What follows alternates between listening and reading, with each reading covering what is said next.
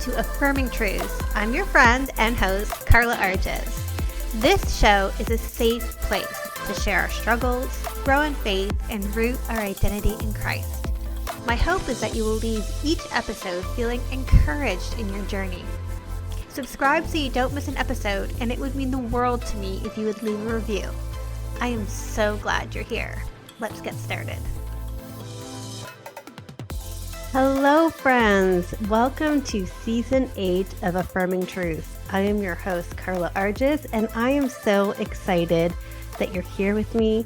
I feel so blessed and honored that you are taking the time to listen to the podcast. And more than that, I'm just so excited for what God's going to do in Season 8. And today we're going to talk a little bit about what God does in our winter seasons. I don't know about where you live, but where I live, it has been gray for weeks. We have really lacked sunshine. It's cold. The ground is frozen. Winter seems to represent loss and change and isolation and darkness. And just like we have those seasons in our weather, we also go through periods of our life, seasons of life, where we are existing in the winter, in the barren, in the desolate, times where it feels like God isn't hearing us, our prayers are going unanswered, we feel despair, we feel desperate. And I just want to encourage you today that the winter seasons are necessary, that God is working in the winter, and we can always hold on hope for the spring ahead. In Isaiah 35, verse 1, it says, "Thirsty deserts will be glad. Barren lands will celebrate and blossom with flowers."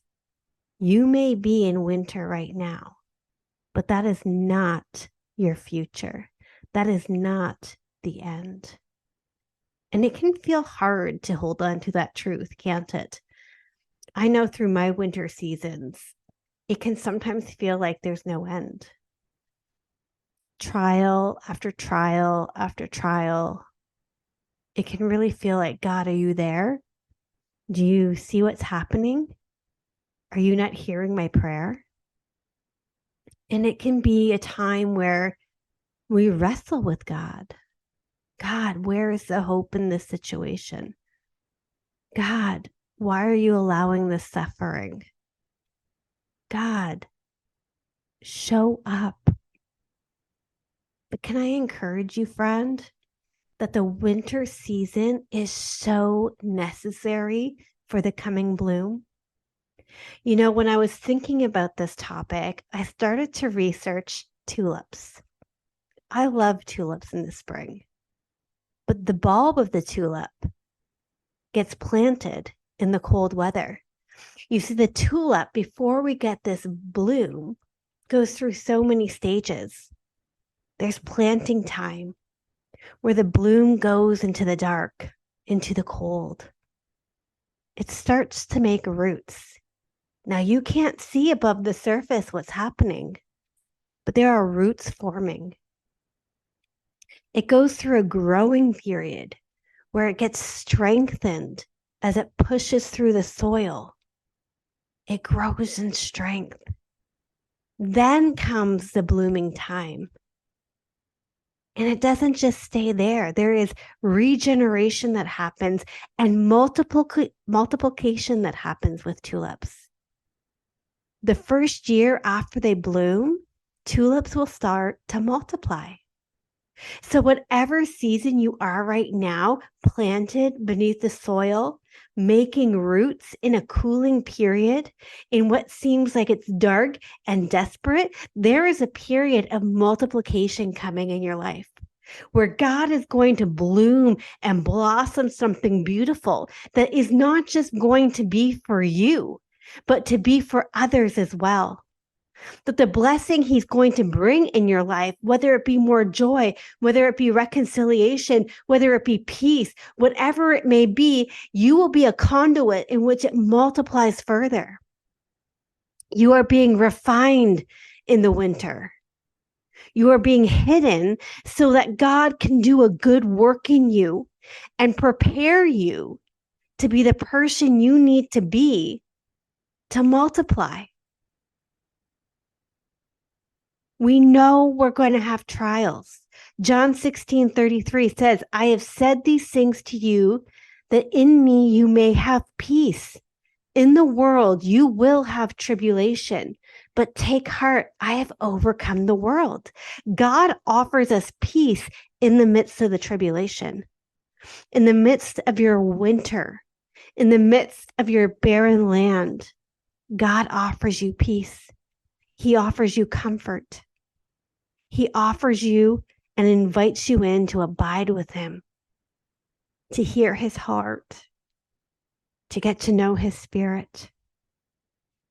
In Romans 8:18, it says, for I consider that the sufferings of this present time are not worth comparing with the glory that is to be revealed to us. Friend, this is not the end. You need to stand firm. Where you may have been knocked down in your winter season, it is time to get back up and stand firm in your faith. It is time to get back up and root yourself in the promises of God. It is time to get back out and get back up and speak to doubt and cast doubt out and trust wholly in the goodness and sovereignty of God. Yes, your winter may still have to last a while, but I want you to stand firm in it because we know that it cannot compare with what is coming. We know it is preparing you for multiplication in your life. We know that it is preparing you for every good gift God has for you. Are you getting this, friend? It's time to shake the dust off your feet. It's time to stop the wallowing. It's time to switch your why gods into you are my God. You are my God. I praise you. I worship you. I trust you. I lay down every thought that comes up against you. And I take it captive and I put it in obedience. You are a good, good Father. And even if I can't see the goodness now, I trust the goodness to come. It's time to get back up and stand firm, friends. My affirming truth for you today is I will trust God in winter and look expectantly to the spring ahead. And my verse for you is James 1:3-4. For you know that the testing of your faith produces steadfastness.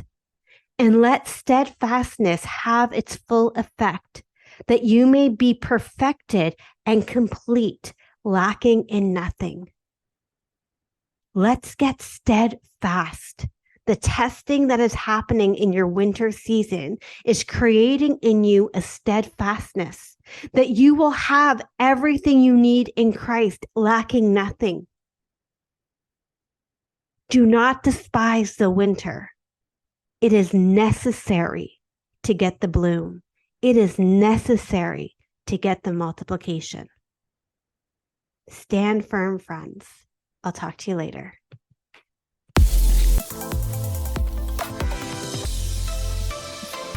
Thanks for joining me today.